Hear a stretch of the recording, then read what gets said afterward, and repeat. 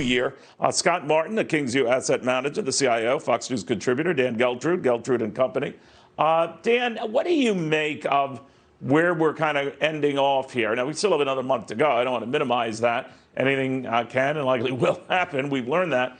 But it has been a remarkable comeback from the worst of the pandemic. If you think about in March, we had slipped under 19,000 on the Dow, and everyone was saying next stop 10,000. Look at us. What do you make of it all?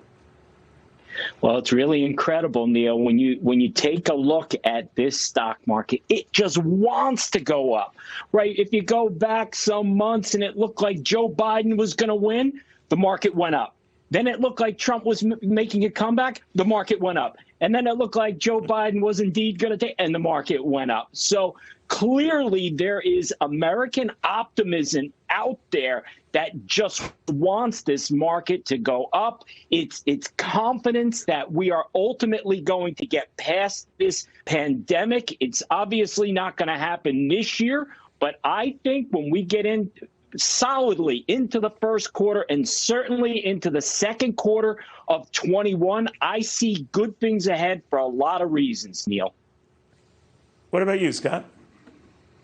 I agree. And I think, like Dan said, Neil, the market is thinking about December and thinking about January for about 15 minutes.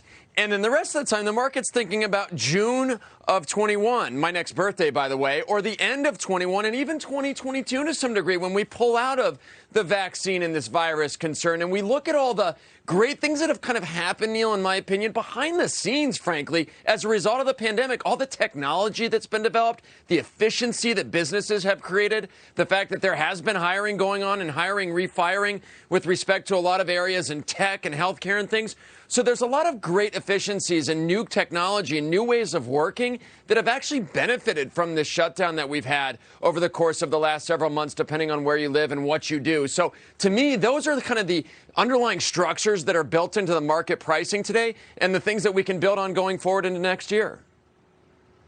You know, Dan, you're also an accountant, a very good one. And I'm wondering how you're preparing clients for certainly higher taxes where you are, where I am in New Jersey, but nationally, and the plans that Joe Biden, keeps out there and says he isn't backing away from the high taxes on the $400,000 and over crowd. It could go beyond that, but that's still on. Is he giving people any caution?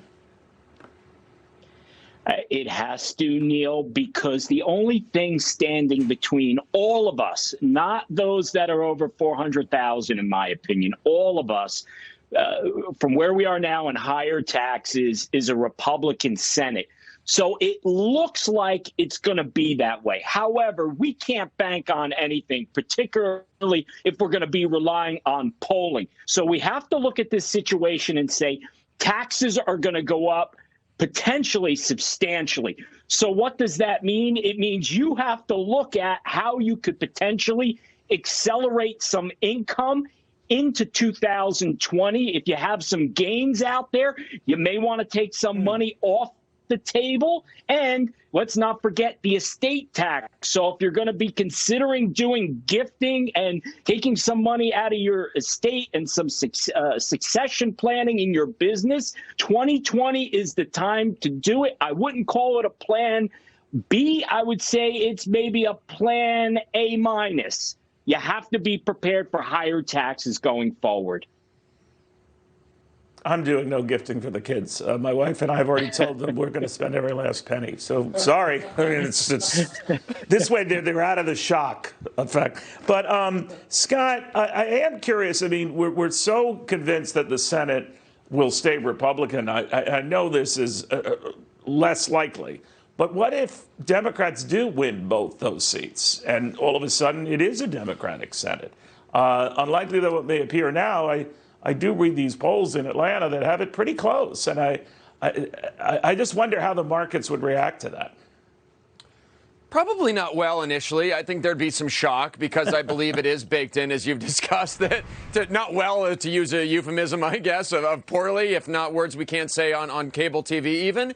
But the reality is this, Neil, the market will get over that. And I think Joe Biden so far, the reason the market has done favorably performance-wise so far is Joe Biden is turning out to be kind of that moderate, kind of easygoing implementer of some of the cabinet picks. We've seen some of the Treasury stuff happen already, where it seems like Joe's kind of taken that middle of the road path so far with respect to what he's doing. So the markets will probably be okay overall if for some reason the Senate does flip, because of the fact that it looks like Biden is not going to take that hard line with a lot of the far left Democratic policies. So the market can be somewhat confident in that. But obviously, we want to see the Senate stay, divided, or Congress divided and stay with the Republicans, so we can get that bipartisan kind of movement going in D.C. to help kind of the economy move along the best it can. But Dan, his hand might be forced if they do take the Senate, right? If they do win those two races, and then this moderate senator, former vice president, if you buy that notion, would be compelled to be a little less moderate. What do you think? Yeah, I think so. I think he would be up against a lot of pressure to do some things more along the progressive path, Neil. Look, if he gets that corporate tax increase passed and you go from 21% to 28%, the impact that's going to have on bottom line earnings is about a 10% reduction. Now, that's significant to the market, and I think the market is going to react. It's not going to be favorable. And not to mention all the other tax increases across the board, like capital gains and a plethora of other areas. So I agree that if Joe Biden ultimately gets the Senate as well, it is not going to be looked at favorably with investors or the market, and we're going to feel that at least initially. Yeah, the market doesn't like surprises, as you gentlemen have reminded me over the years. I hope you both have a great Thanksgiving. Have fun, guys, and thank you for all your help this past year. It goes without saying that. I appreciate it. Certainly our viewers appreciate it. All right, in the meantime, we are down about